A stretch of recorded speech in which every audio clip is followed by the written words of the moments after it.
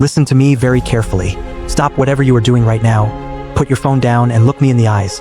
Are you wondering why you are still sitting on the bench while other players are getting all the praise? Are you tired of feeling like you are giving your all, but you just can't seem to dominate the pitch the way you want to? You go to training, you kick the ball around, you play the matches, but nothing changes. You feel stuck, right? You watch Cristiano Ronaldo on television, breaking records, silencing stadiums, and scoring goals that seem impossible. And you ask yourself, why can't I do that? What does he have that I don't? Well, hold on. Just wait a second. I am going to tell you exactly why, and it might hurt your feelings. The brutal truth is that 99% of footballers will never, ever reach Cristiano Ronaldo's level. But why? Is it just pure talent? Is it magic? No, it is something else entirely, and I am going to break it down for you right here, right now. I promised you from the very beginning that I won't waste your time. I am going to be as quick as possible, getting straight to the point with no big grammar, no confusing coaching jargon, and no academic nonsense. Just pure, relatable layman English and real football terms that you can take to the pitch today. If you truly want to be a top player, if you want to stop making the embarrassing mistakes you keep making every weekend, do not dare click away. Continue watching, because this is the masterclass you have been praying for. Watch closely as we count down the absolute truths of why you are failing and how Ronaldo succeeds. Let us start with reason number 7. Follow me on this. Ask yourself this question. What do you do when you pass the ball to your teammate? Think about your last match. You passed the ball, and then what did you do? You stood there, right? You jogged a little bit, put your hands on your hips, and just watched the game happen like you bought a ticket to be a spectator. That right there is why you are average. Hold on, wait. Do you think Ronaldo ever just stands there? Never. The moment the ball leaves his foot, his brain shifts into overdrive. He is already scanning the space. He is making a secondary run. He is looking at the blind side of the defender. Do you even know what the blind side is? It is that exact spot behind the defender's shoulder where they cannot see you unless they turn their head completely away from the ball. While you are busy admiring your own pass, Ronaldo is sneaking into that blind spot like a ghost. Why is this so important? Because football is not played with the ball. That sounds crazy, right? But follow me. You only have the ball at your feet for maybe 2 or 3 minutes in a full 90-minute match. What are you doing for the other 87 minutes? You are probably walking. You are probably resting. Ronaldo is working. He uses those 87 minutes to drag defenders out of position, to create confusion, and to find the exact blade of grass where the ball is going to land before anyone else even knows it is going there. Ask yourself, are you willing to make 10 full-speed sprints into the penalty box knowing you might not even get the ball for 9 of them? Most of you are lazy. You only want to run when you know the pass is coming directly to your feet. Ronaldo runs to create the panic. He runs to stretch the back line. If you want to stop being a completely useless player off the ball, you need to hold on and change your mindset today. Stop ball watching. Start space watching. Now wait a minute, because we are moving to reason number 6, and this one is going to make you feel very guilty. What do you do as soon as the final whistle blows? The game is over, you are sweating, you are tired. What is your first thought?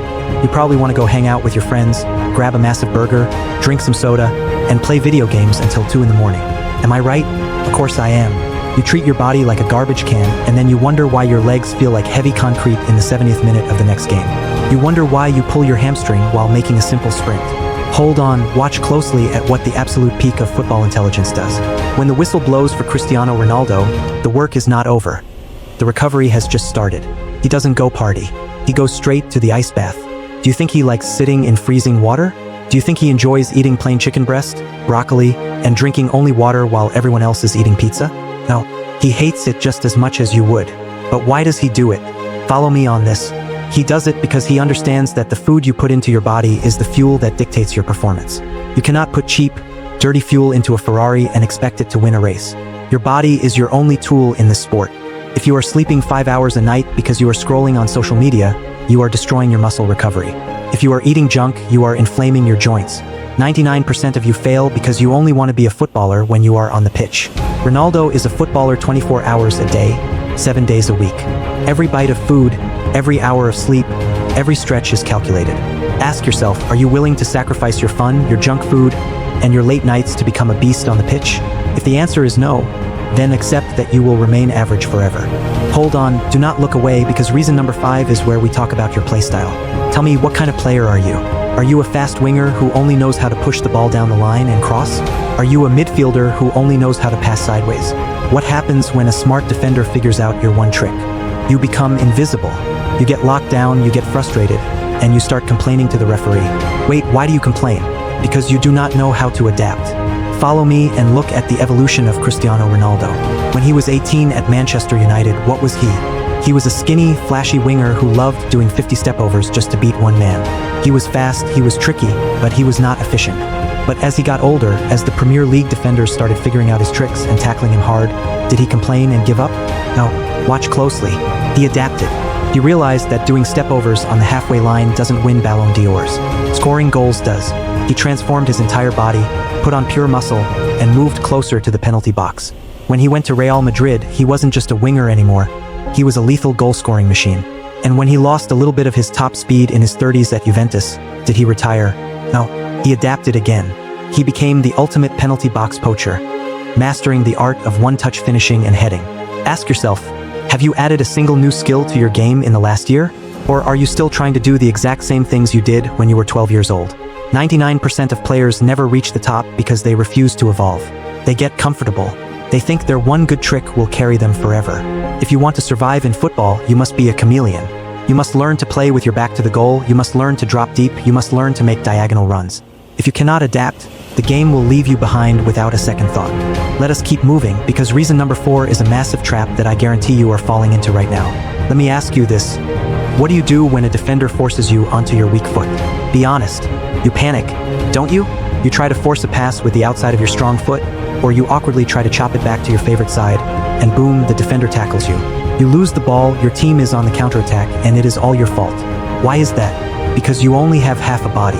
You are playing football hopping on one leg. Hold on, wait. Look at Cristiano Ronaldo. If a defender forces him to his left foot, what happens? He shoots an absolute rocket into the top corner with his left. If they force him right, he scores with his right.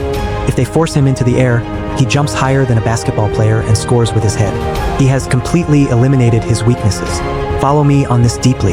How did he get a 5-star weak foot? Do you think he was born being perfectly ambidextrous? Absolutely not. He achieved it through sick, borderline crazy repetition. While you are at training practicing free kicks with your strong foot just to look cool in front of your friends, Ronaldo is staying 2 hours after training, hitting terrible, awkward shots with his weak foot until it stops being weak. He embraces looking stupid in training so that he never looks stupid in a real match. Ask yourself, when was the last time you spent an entire training session only allowed to touch the ball with your weak foot? Never, right? Because it feels uncomfortable. Because you don't like failing. Listen to me, 99% of players fail because they run away from their weaknesses. They hide them. Ronaldo attacks his weaknesses until they become his greatest strengths. If you want to be unplayable, if you want defenders to literally have nightmares about marking you, you need to make your left foot just as deadly as your right. Until you do that, you are just an easy puzzle that any good defender can solve in 5 minutes. Are you still with me? Continue watching, because reason number 3 is entirely mental, and it is the exact reason you choke in big games. Ask yourself, how do you feel when your team is losing 2-0? There are 10 minutes left, and everyone is exhausted? Do you want the ball? Or do you hide? Be very honest. Most of you hide. You stand behind defenders. You make safe, backward passes so that if the team loses, nobody can blame you. You are terrified of making the mistake that costs your team the game. You are paralyzed by the fear of failure. Now hold on and watch closely. What does Cristiano Ronaldo do when his team is losing? Have you ever seen him hide? Never. He gets angry. He starts screaming at his teammates to push up. He drops deep to demand the ball from the center backs. He takes shots from impossible angles. He takes the absolute heaviest burden of pressure and puts it squarely on his own shoulders. Why? Because he believes that if anyone is going to save the game, it has to be him. Follow me on this psychological deep dive. Ronaldo does not fear failure because he has failed thousands of times in training. He has missed penalties. He has lost finals. But his ego and his belief in his own hard work are so massive that he never lets a past failure dictate his next action. You miss one shot early in the game and your head drops. You start jogging. You feel sorry for yourself. You let one mistake ruin your entire 90 minutes. Ronaldo misses a sitter, and he is demanding the ball again 10 seconds later with even more aggression. He has a goldfish memory for mistakes and an elephant memory for his successes. 99% of footballers will never reach the top because their minds are weak. They let the crowd, the coach, and the pressure crush them. If you want to be a boss on the pitch, you must conquer your own mind. You must want the ball when it is heavily raining, when the fans are booing you, and when your legs are burning. You have to look at pressure not as a threat, but as the ultimate privilege.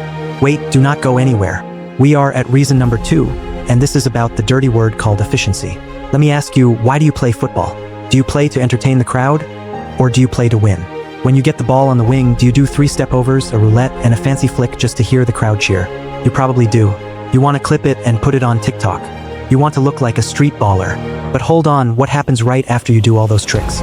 You usually lose the ball, or you hold on to it so long that the striker's run is completely ignored. You are confusing flashiness with effectiveness. Follow me and look at Ronaldo. Yes, he used to be flashy, but watch how he plays now. Watch how the true greats play. It is all about ruthless, cold-blooded efficiency. If he can score with a simple, ugly toe poke, he will do it. If he can beat a defender with 1 heavy touch and pure speed instead of 5 step overs, he will do it. He understands that the beautiful game is not about looking pretty. It is about putting the ball in the back of the net by any means necessary. You overcomplicate the game because your ego wants validation. You want people to say you are skilled. Ronaldo does not care if you think his goal was ugly, as long as it counts on the scoreboard. Ask yourself, how many touches do you take when you receive the ball? 3? 4? 5? You are slowing the game down. The fastest thing on the pitch is not you. It is the ball. Ronaldo has mastered the one-touch finish.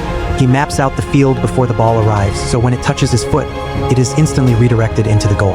99% of players fail because they fall in love with the ball. They want to hold it, caress it, and show off with it. The 1% realize that the ball is just a tool to get the victory. Stop trying to embarrass defenders with useless tricks. Start trying to destroy them with pure, rapid efficiency. Hold on and think about that the next time you try to do a rainbow flick in your own defensive half.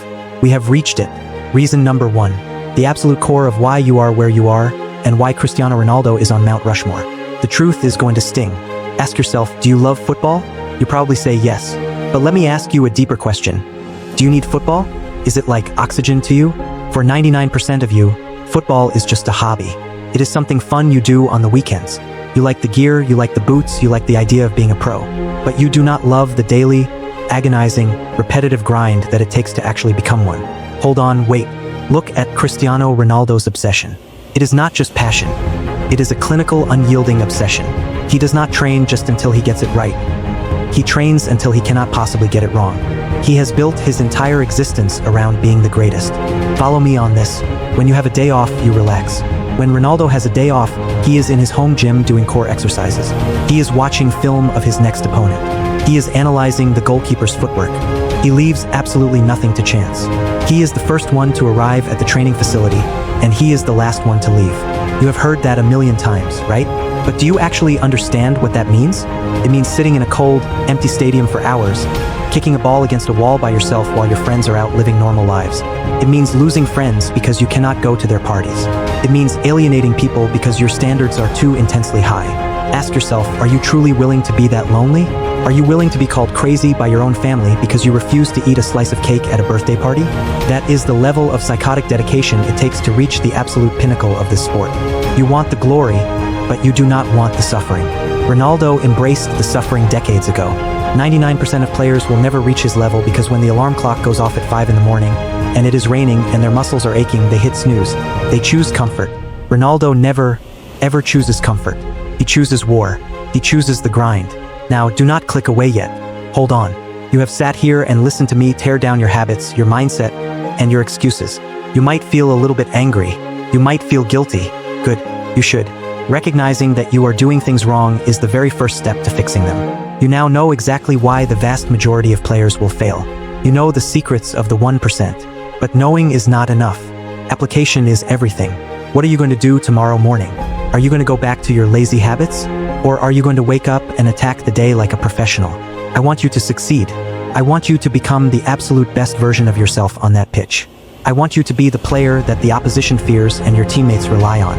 But you cannot do it alone, and you cannot do it by just watching one video and forgetting about it. You need constant education, constant reminders, and constant tactical breakdowns. If you truly want to rewrite your football journey, you need to do me a favor right now. Hit that subscribe button. Do not wait. Subscribe to the channel right now because we are dropping masterclasses like this constantly. We are building a community of players who refuse to be average. And listen, your education does not stop here. I need you to check out our other videos on how you can get better in football by learning from Ronaldo's specific techniques. We have deep dives on his shooting mechanics, his jumping power, and his dribbling secrets. Go watch them. Study them like it is homework. Take notes. Then take those notes, put on your boots, go to the pitch, and work until your feet bleed. Stop being the 99%. Make the decision today to join the 1%. Keep grinding, keep learning, keep pushing your limits, and I will see you in the next video.